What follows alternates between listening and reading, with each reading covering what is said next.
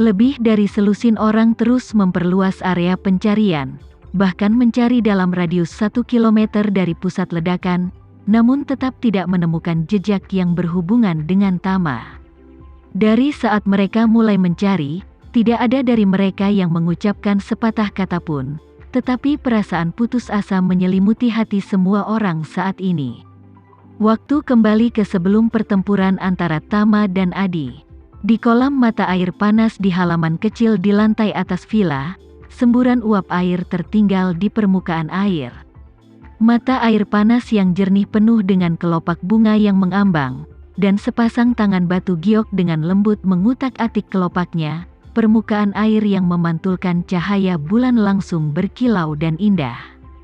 Isyana, yang telah mundur ke halaman kecil selama beberapa hari dan tidak meninggalkan halaman selama setengah langkah, saat ini sedang berendam di kolam mata air panas di halaman dengan mata sedikit tertutup. Mata air yang hangat menenggelamkan setengah dari tulang selangkanya, sementara bahu merah mudanya yang mulus dan ramping terekspos ke udara. Awalnya, dia melihat bahwa malam itu tepat, bulan cerah dan bintang-bintang cerah, dan dia berencana untuk berendam di sumber air panas dan kemudian kembali ke kamarnya untuk beristirahat, tetapi dia tidak pernah berpikir bahwa setelah beberapa saat rendam sebentar, akan ada semburan guntur yang lebat di kejauhan. Menurut pendapatnya, guntur semacam ini sama dengan guntur yang mengguncang Jakarta sebelumnya, sekilas agak tidak normal, dan sepertinya bukan disebabkan oleh perubahan cuaca. Dia tiba-tiba merasa sedikit gelisah di hatinya dan bergumam dengan cemas, apa? Mungkinkah guntur yang begitu lebat ada hubungannya dengan Tama? Mungkinkah ajalnya malam ini? Dia baru saja memikirkan hal ini, dan segera terjadi ledakan besar lainnya, yang bergema di gunung. Wajah Isyana memucat karena suara ledakan itu, dan jantungnya seakan tidak berbobot dalam sekejap, dan tiba-tiba terangkat. Sedetik kemudian, dia kembali sadar, dan segera tanpa sadar menoleh untuk melihat handuk mandi yang dia letakkan di atas batu halus di tepi kolam air panas. Dia mengulurkan tangan kanannya yang lembut dan halus, mencoba menarik handuk mandi. Tetapi pada saat ini, perubahan mendadak terjadi di kolam mata air panas. Awalnya, ketinggian air-air hangat di kolam ini hampir seluruhnya sama dengan sisi kolam. Mata air panas segar perlahan-lahan dituangkan dari air terjun bebatuan, dan kelebihan mata air perlahan-lahan terkuras di sepanjang sisi kolam yang halus, membentuk aliran tipis, membuat ketinggian air di kolam dalam keadaan sedikit meluap. Namun saat ini, permukaan air kolam air panas tiba-tiba meningkat tajam. Sejumlah besar air muncul entah dari mana, dengan cepat merendam kolam, dan mengalir keluar di sepanjang tepi seluruh kolam mata air panas. Nafas dan detak jantung Isyana menjadi cepat seketika, matanya terpaku pada air di depannya seolah sedang menunggu sesuatu. Detik berikutnya, seorang pria dengan bekas luka di sekujur tubuhnya tiba-tiba melayang dari air. Isyana melihat wajah pria itu, Tamalah yang menyelamatkannya dari api dan air seperti prajurit ajaib di Eropa Utara. Menghitung sejak dia kehilangan kesadaran, Tama tidak tahu sudah berapa lama dia berkeliaran di ruang kosong. Hingga cahaya redup akhirnya muncul tiba-tiba di sekitar matanya. Pada saat ini, disertai dengan cahaya redup, ada juga rasa sakit yang hebat dan perasaan sangat tidak berdaya. Perasaan tidak berdaya ini bahkan tidak bisa mendukungnya untuk membuka matanya. Segera, dia merasa bahwa tubuhnya sepertinya diselimuti oleh semacam kehangatan. Perasaan hangat ini menghilangkan rasa sakit yang parah di sekujur tubuhnya.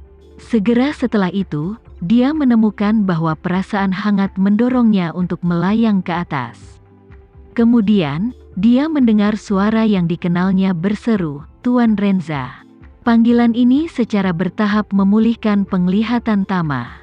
Ketika lelaki lemah itu membuka matanya dan melihat orang di depannya dengan jelas, dia tercengang.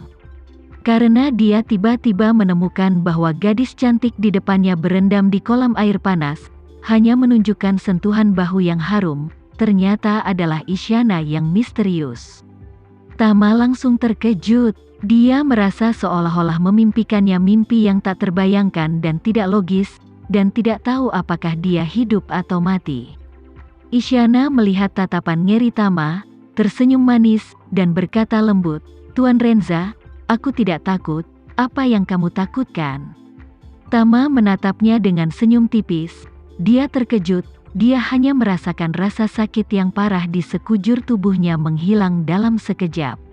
Selain itu, jauh di lubuk hatinya, dia juga memiliki ilusi yang tidak dapat dijelaskan bahwa tahun-tahun itu sepi.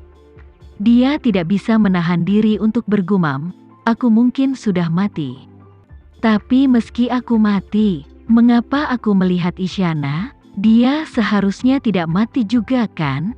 Itu tidak masuk akal." Aku dengan jelas mengatakan padanya untuk jujur. Benar-benar tetap di sekolah. Apakah ini hanya halusinasi setelah kematian? Setelah mengatakan ini, kelopak mata Tama menjadi masam, dan dia tidak bisa menahan untuk menutup matanya lagi.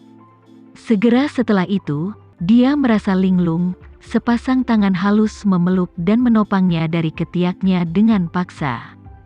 Kemudian, tubuh lawan juga menempel erat pada tubuhnya. Dia bahkan bisa merasakan bahwa dua tempat montok lembut di depan pihak lain sekarang menempel di dadanya. Namun saat ini, pihak lain masih berusaha sekuat tenaga untuk mengangkatnya dari kehangatan. Pada saat dia hampir terangkat dari air, Tama membuka matanya lagi. Melihat wanita di sebelahnya masih Isyana, Tama yang bingung tidak bisa menahan diri untuk tidak menggumam, "Apa yang terjadi? Apakah kamu juga mati?" Isyana buru-buru berkata, "Tuan Renza, kamu belum mati, disinilah aku tinggal." Mendengar kata-kata ini, dia sepertinya disambar petir dalam sekejap, dan dia melihat sekeliling dengan mata terbelalak, dan dia sangat terkejut sehingga dia tidak bisa menambahkannya. Dia masih ingat saat Agnes tiba-tiba berubah menjadi bom nuklir manusia, dia terluka parah dan langsung pingsan. Dia pikir dia pasti akan mati, tetapi dia tidak menyangka ketika dia membuka matanya, dia benar-benar muncul di kolam air panas di halaman Isyana, dan bahkan dipeluk keluar dari kolam air panas olehnya. Isyana melihat Tama tiba-tiba membuka matanya, dan wajahnya yang cantik langsung memerah ke belakang telinganya. Dia buru-buru berkata, "Tuan Renza, jangan gugup, kamu benar-benar aman di sini. Jika kamu memiliki pertanyaan, tetaplah di kamar. Isyana akan menjelaskan kepadamu." Tama merasa otaknya benar-benar lelah, dan dia sama sekali tidak bisa memahami logikanya. Saat ini, dia tiba-tiba teringat bahwa Isyana datang ke Jakarta dengan identitas Agnes Danendra. Namun setelah melihatnya, dia terus menyebut dirinya Isyana. Dia merasakan hawa dingin di punggungnya hampir secara instan, dan bertanya dengan lemah tetapi kaget, "Tidak kamu, apakah kamu ingat aku?" Isyana mengangguk, dan sambil menahan Tama yang lemah untuk bergerak menuju kamar kerja, dia berkata dengan lembut, "Tuan Renza menyelamatkan hidupku di Eropa Utara, Isyana tidak berani melupakan." Hati Tama penuh dengan kekacauan.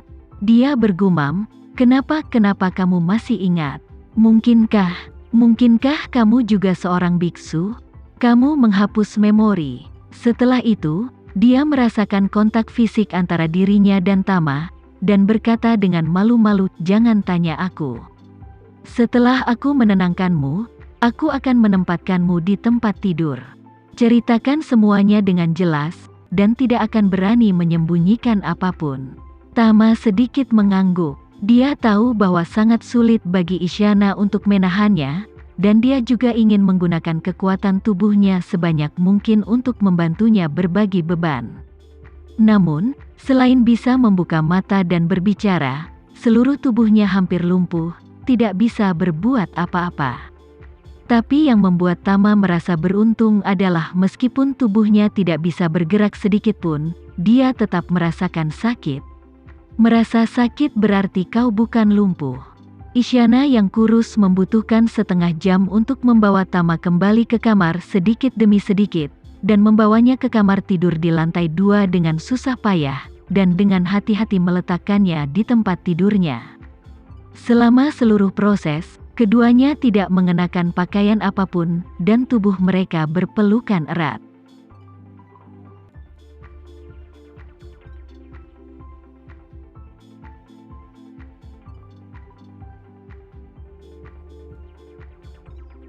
Sekian dulu ya video kali ini, kita lanjutkan lagi videonya di lain waktu. Oh iya, bagaimana menurut kalian? Semoga bisa sedikit menghibur kalian semua. Untuk teman-teman yang baru nonton, jangan lupa subscribe ya, hehehe. Dan kalau teman-teman ada yang ingin gabung langganan, bisa langsung gabung saja untuk dapat fitur yang menarik dan sedikit membantu Mimin. Terima kasih banyak sudah menonton, sampai jumpa lagi, bye.